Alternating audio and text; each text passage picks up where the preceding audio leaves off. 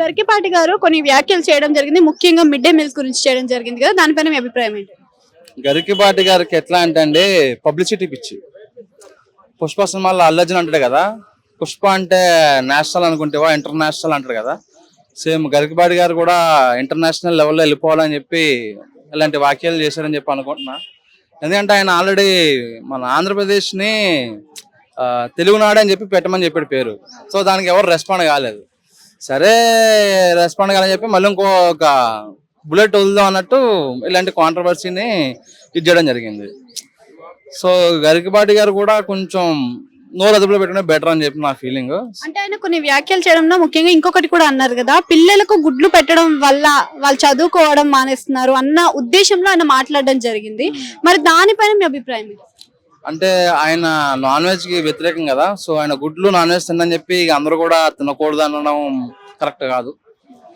So first of all ఇల్లు గెలిచి రచ్చగలచమంటారు కదా.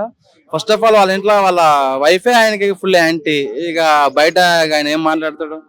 సో ప్రవచనాలు అంటే కనుక మన చాగంటి కోటేశ్వర్లాగా ఒక అరుణాచలం ప్రమోట్ చేయడం అంటే గుళ్ళు గురించి చెప్పాలి. కానీ ఆయన అనుష్కని చూస్తే బాగుంది అంటాడు, స్కూల్లో గుడ్లు వద్దు అంటాడు. అండ్ నెక్స్ట్ ఆంధ్రానేమో తెలుగునాడు చేయమంటాడు.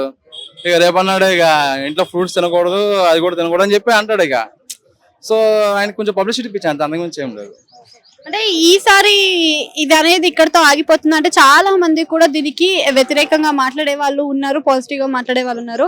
అండ్ దీనిలో కొన్ని వాదనలు కూడా వినిపిస్తున్నాయి. అంటే ఫ్రీగా తిన్న వాళ్ళు మాత్రమే చదువుకోవట్లేదా, ప్రైవేట్ స్కూళ్ళల్లో ఉన్న వాళ్ళు చదువుకుంటున్నారా అని చెప్పేసి కూడా ఇంకొన్ని వాదనలు వినిపిస్తున్నాయి. మరి దానిపైన ఇప్పుడు ఒక ఇద్దరు ఉన్నారండి, ఒకరు చికెన్ కర్రీ తెచ్చుకుంటాడు, ఒకటి పప్పు తెచ్చుకుంటాడు.